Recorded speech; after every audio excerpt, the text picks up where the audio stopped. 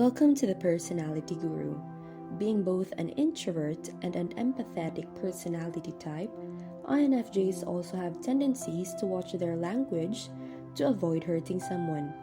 But even if an INFJ does that, there are ways for other types and INFJs themselves to understand the fallback phrases that an INFJ may find themselves using.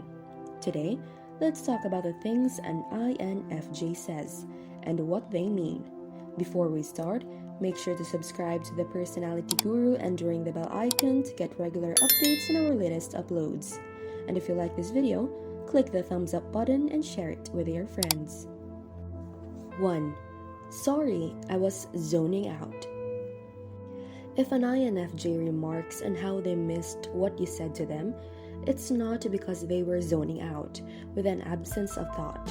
Instead, consider that an INFJ gets lost in their thoughts often, sometimes multiple times at a time, which can be very distracting.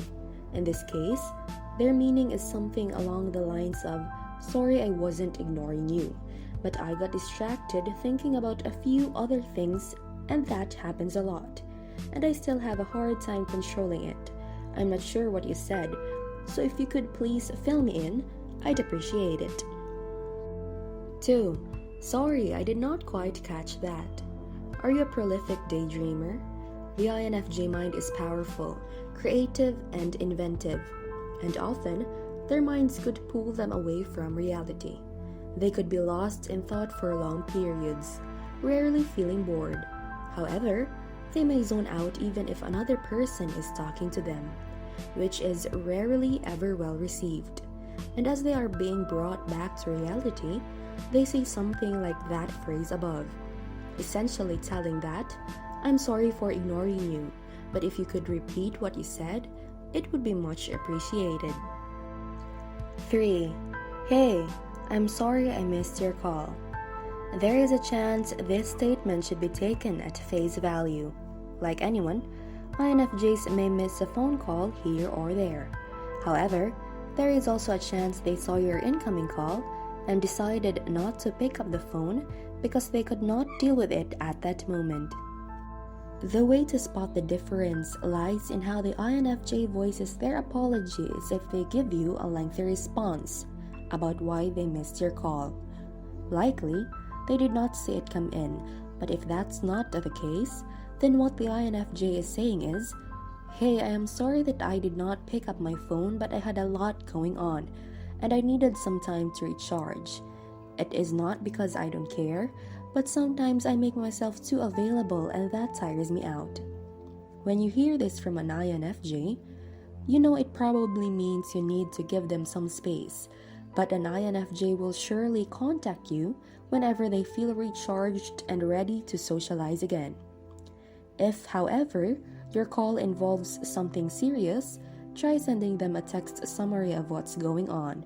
Odds are, even when the INFJ feels overloaded, they will reach out to you if you need someone to listen. 4. But I don't know anyone. Do you like parties with many unfamiliar faces and new acquaintances? When an INFJ says this phrase, they mean to show their discomfort and apprehension in attending an unfamiliar social gathering. While introverted thinkers would bluntly reveal their apprehension to their friends, an INFJ is generally more conflict-adverse and open-minded. They cling to the hope that there would be great people to meet there, while also dreading the feeling of experiencing something new, potentially draining and uncertain. 5. It is pretty crowded, isn't it? When an INFJ comments on the number of people at the store, restaurant, or party, it is not to get a quiet acknowledgement. Any comments about a crowd usually means the INFJ feels uncomfortable. And although INFJs are often mistaken for extroverts due to their love for human connection, it is also true that loud noises, bright lights, and noisy groups can make the INFJ reach their threshold for stimulation faster than small groups.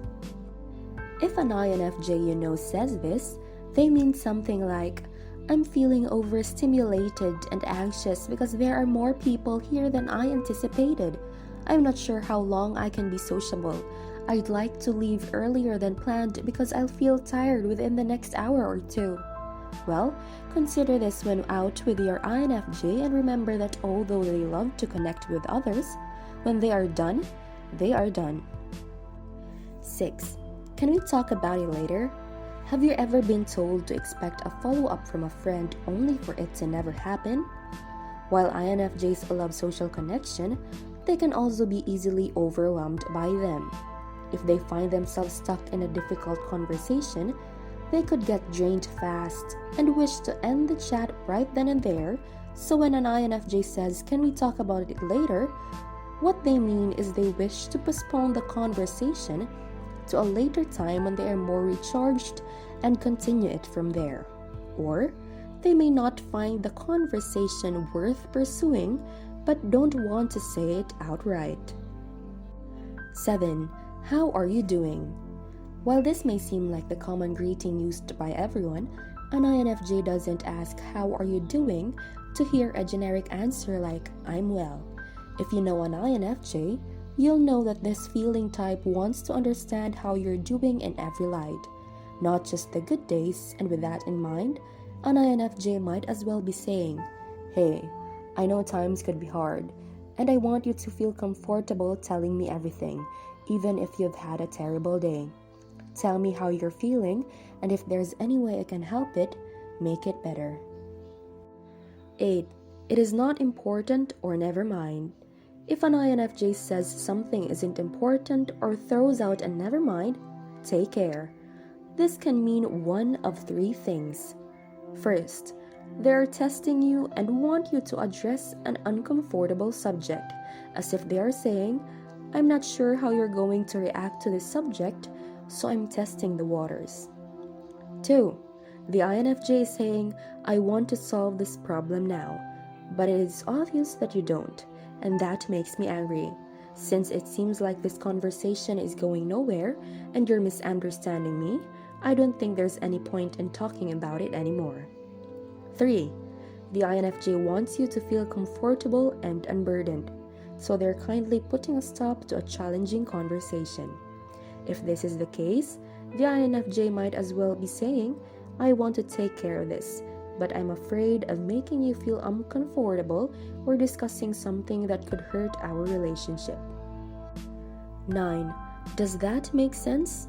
Often, when an INFJ starts to describe their inner thoughts, philosophies, or ideas, it goes into an abstract area. That's when the tangents start and the INFJ begins taking detours that others may not be able to follow and take at the visible look of confusion on the listener's face. An INFJ may end their side of the conversation, asking, "Do you get what I'm saying?" or "Does this make sense?" INFJs have a deep desire to be understood, and they generally are self-aware. So when they ask you if they're making sense, it is because they are aware that their communication style can cause others to misinterpret their words. Well, what they're saying is, "I realize that the way I described that idea was abstract, and you may not have a clue what I'm talking about. I feel like I'm on a different planet, and I am trying to explain what I'm feeling or thinking. So I hope you understand." So if an INFJ asks if they're making sense, be honest. If you understand their meaning, say so. But if you need further clarification, ask them if they'd mind explaining further. 10. Nothing is wrong or I am fine. While other personality types in Myers-Briggs system of personality typing may conceal their feelings if they're worried about burdening the listener, it is habitual for the INFJ. INFJs feel a duty to help others sort through their problems, and the last thing they want to do is direct the spotlight on their problems. They are also independent and desire to handle their problems on their own. So next time, if an INFJ says "nothing is wrong" or "I am fine," it could mean exactly that. It could also mean something is very wrong, but they don't want to unload their problems on you. In this case, you may want to follow up the conversation by asking if they need to talk or if something is wrong. And that is it from us. If you enjoyed the video, make sure to give us a like and share it with your friends. Subscribe to the Personality Guru for more amazing videos. Don't forget to ring the bell icon to stay updated with our content. See you in the next video.